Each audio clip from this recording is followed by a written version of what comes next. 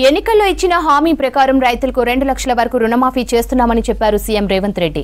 2 లక్షల రుణమాఫీ అసాధ్యమని విమర్శించారని చెప్పారు. రుణమాఫీకి అర్హులైన ప్రతి రైతుకు న్యాయం చేస్తామన్నారు సీఎం.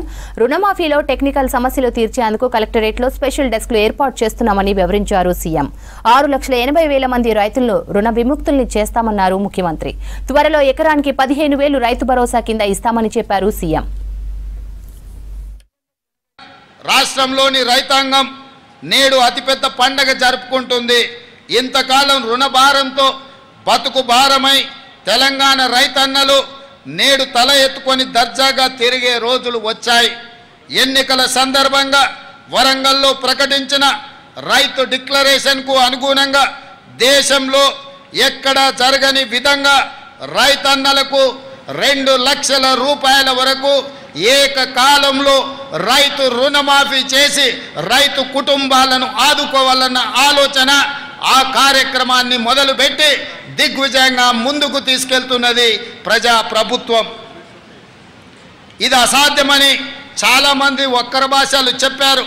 కానీ మా ప్రభుత్వం మాట ఇచ్చిన ప్రకారం రైతన్నలకు 2 లక్షల రూపాయల వరకు ఏకకాలంలో రుణమాఫీ కార్యక్రమాన్ని అమలు చేసి చూపిస్తున్నాం.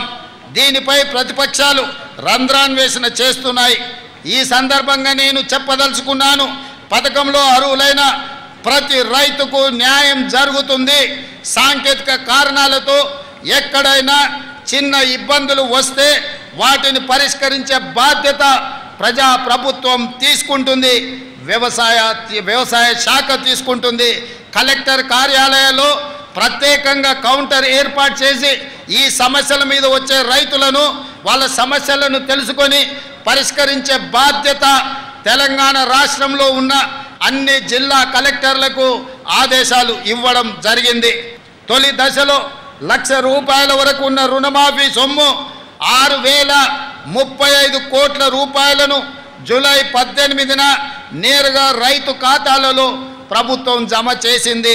దీనివల్ల 11,34,000 మంది రైతన్నలు రుణ విముక్తి పొందారు. రెండో దశలో 6,190 కోట్ల రూపాయలను జూలై 30న నేరుగా రైతు ఖాతాలలో ఈ ప్రభుత్వం జమ చేసింది. దీనివల్ల 6,40,823 మంది రైతన్నలు రుణ విముక్తి పొందారు. దేశానికి స్వతంత్రం వచ్చిన రోజే తెలంగాణ రైతుకు ఆర్థిక స్వతంత్రం వచ్చిందని ఘనంగా చెప్పుకునే రోజు ఈ రోజు. ఈ కార్యక్రమంతో మా జన్మ ధన్యమైందని మేము భావిస్తున్నాం. అర్హులైన రైతులందరికీ రైతు భరోసా పథకాన్ని ఎకరానికి 15,000 రూపాయల చొప్పున అందించాలన్నది మా ప్రభుత్వం యొక్క సంకల్పం. గతంలో అమలు జరిగిన రైతు బంధు పథకం కింద ఎకరాకు ప్రతి సంవత్సరానికి 10,000 రూపాయలు మాత్రమే ఇచ్చారు. అది కూడా అనర్హులకు, సాగులో లేని భూమి యజమానులకు, రియల్ ఎస్టేట్ వ్యాపారులకు కూడా లబ్ధి చేశారు. దీనివల్ల ప్రభుత్వ ధనం దుర్వినియోగం కావడమే తప్ప రైతు ప్రయోజనాలు నెరవేరలేదు. మా ప్రభుత్వం రైతు భరోసా పథకాన్ని సక్రమంగా అమలు చేయాలన్న లక్ష్యంతో విధి విధానాలను రూపొందిస్తుంది. దీనికోసం ప్రభుత్వం మంత్రివర్గ ఉపసంఘాన్ని నియమించింది. ఈ ఉపసంఘం రాష్ట్ర వ్యాప్తంగా పర్యటించి రైతులు, రైతు కూలీ సంఘాలు, అదేవిధంగా మేధావుల నుంచి అభిప్రాయాలను సేకరించింది.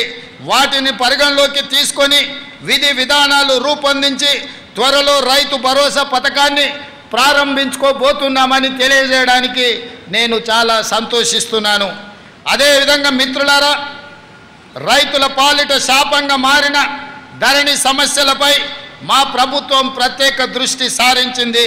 ధరణి అమలులో అవకతవకలు, లోపభూయిష్ట విధానాల కారణంగా రైతులకు ఎంతో కష్టం కలుగుతుంది. ధరణిలో అనేక అవకతవకలు జరిగినట్టుగా గుర్తించాం. ధరణి సమస్యల పరిష్కారానికి 2024 మార్చి 1 నుండి 15 వరకు స్పెషల్ డ్రైవ్ నిర్వహించాం. ధరణిలో సమస్యల పరిష్కారం చేయలేని ఉంటే సదరి దరఖాస్తులను తిరస్కరిస్తే దానికి గల కారణాలను తప్పకుండా నమోదు చేసేలా ప్రభుత్వం చర్యలు చేపడుతుంది. పెండింగ్లో ఉన్న ధరణి దరఖాస్తులను తక్షణం పరిష్కరించాలని కలెక్టర్లకు ఆదేశాలు ఇచ్చాం. భూ సమస్యల పరిష్కారానికి సరికొత్త సమగ్ర చట్టాన్ని తీసుకురావాలని ప్రజాప్రభుత్వం భావిస్తున్నది.